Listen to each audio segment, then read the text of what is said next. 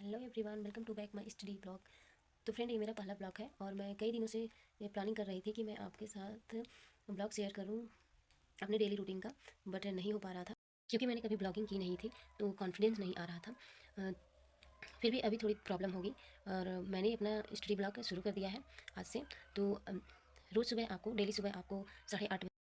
तो friend, I hope कि आप मुझे सपोर्ट करेंगे और मैं इस ब्लॉग में आपके डेली रूटीन शेयर करूँगी कि स्टूडेंट कैसे घर के काम के साथ पढ़ाई को कंटिन्यू करे, या फिर वह अपनी स्टडी में क्या कर सकता है। एक बिगनर है तो वह कहाँ से स्टार्ट करे और क्या पढ़े। तो जो भी मैंने अपनी एक्सपीरियंस किया है अपनी स्टडी की जर्मनी में और अभी मैं कर रही हूँ या आगे मैं करूँगी, तो कैसे पढ़ना है, क्या रूटीन होना चाहिए, ये सब चीज़ें मैं आपसे शेयर करूँगी आपके लिए।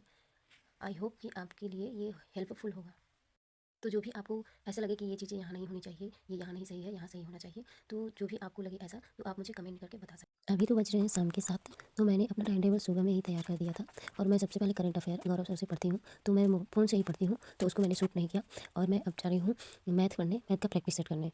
तो मेरा मैथ का प्रैक्टिस सेट में चैप्टर है प्रॉफिट एंड लॉस, लाभ और हानि, उसी को मैं पढ़ रही हूँ। एक प्रैक्टिस सेट मैं रोज़ लगाती हूँ और मैं आपको बता दूँ कि मैं प्राइवेट स्कूल में पढ़ाती हूँ, इसलिए मैं दिन में ब्लॉग ज़्यादा नहीं बना पाऊँगी, केवल संडे को बना सकती हूँ क्योंकि दिन में मैं ज़्यादा स्टडी नहीं कर पाती हूँ। रात में ही जो मेरा प्लान रहता है टाइम टेबल मैं उसी के अनुसार बनाती हूँ ताकि मैं रात में ही स्टडी कर पाऊँ। और उसी तरह से अगर आपको कुछ हासिल करना है तो रात में कड़ी से कड़ी मेहनत करना पड़ेगा, आपको जी जान लगाकर पढ़ाई करनी पड़ेगी अपने सपने को और अपने मम्मी पापा के सपने को पूरा करने के लिए। तो फ्रेंड, मैं बता दूँ आपको, आपको टाइम टेबल जरूर बनाना चाहिए क्योंकि इससे क्या होता है कि आपको ये पता रहता है कि इतने घंटे मुझे ये सब्जेक्ट पढ़ना है, तो क्लियर हो जाता है सब सब्जेक्ट हमने पढ़ लिया है और इतने इतने घंटे हमने ये सब्जेक्ट पढ़ा है। नहीं तो बिना टाइम टेबल का अगर स्टडी आप करेंगे तो कुछ सब्जेक्ट छूट जाते हैं और कुछ सब्जेक्ट का आपको पता ही नहीं रहता कौन सा सब्जेक्ट छूटा और कौन सा सब्जेक्ट मैंने पढ़ लिया। और इससे ये बेनिफिट मिलता है कि हम कितने टाइम कौन से सब्जेक्ट पे ध्यान दिए। जैसे मैथ का सब्जेक्ट हो तो उस पे आप 1.5 घंटा दे सकते हैं क्योंकि उसमें ज़्यादा कैलकुलेटर होता है, और जीके जीएस के लिए आप 2-3 घंटा बहुत ही काफ़ी है क्योंकि जीके जीएस कई पार्टों में बढ़ गया है।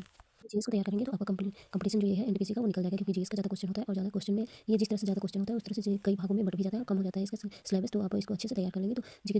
फ्रेंड, करंट अफेयर आपको रेगुलर डेली पढ़ना चाहिए क्योंकि हर एक कोई भी ऐसा एग्जाम नहीं है जिसमें करंट अफेयर ना पूछा हो। एक दो या 3-4 क्वेश्चन तो जरूर पूछते हैं, इसलिए करंट अफेयर को आपको कंप्लीट करना चाहिए। डेली डेली आपको उसको लिखना चाहिए। रीजनिंग भी मैं पढ़ती हूँ, सुबह में पढ़ती हूँ रीजनिंग। रीजनिंग पे भी ज़्यादा फोकस करना चाहिए क्योंकि मैथ और रीजनिंग में सबसे जल्दी कम टाइम में रीजनिंग लग जाता है। कॉन्सेप्ट देखने के बाद प्रैक्टिस करती हूँ।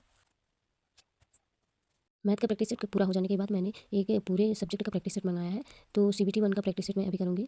तो सीबीटी 1 का पूरा एक प्रैक्टिस सेट, सभी सब्जेक्ट की प्रैक्टिस सेट को करने से ये अनुभव हो जाता है कि किस तरह से क्वेश्चन पूछा जाता है और किस लेवल का क्वेश्चन पूछा जाता है, क्योंकि मैथ का भी रहता है रीजनिंग और जीके जीएस और कुछ कंप्यूटर के भी क्वेश्चन रहते हैं, तो हमें पता चल जाता है कि किस तरह से क्वेश्चन आएगा और हमारा टारगेट बन जाता है।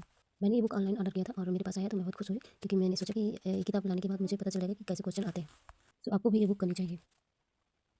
तो फ्रेंड, मैं बता दूँ आपको, आरडब्ल्यूएसी एनटीपीसी का मैंने एक बैच ले रखा है और मैं सभी सब्जेक्ट को नोट्स बनाती हूँ और नोट्स बनाने के बाद मैं उसको याद करती हूँ। मैं अभी हिस्ट्री के नोट्स पढ़ रही हूँ और हिस्ट्री के नोट्स को मैं रोज़ पढ़ती हूँ क्योंकि जीएस का क्वेश्चन ज़्यादा रहता है। जीएस का प्रैक्टिस सेट मैं यूट्यूब से करती हूँ, तो सो मैंने इसे शूट नहीं किया इसको। एनटीपीसी में जीएस को टारगेट बनाना है। सो राधे राधे, गुड नाइट।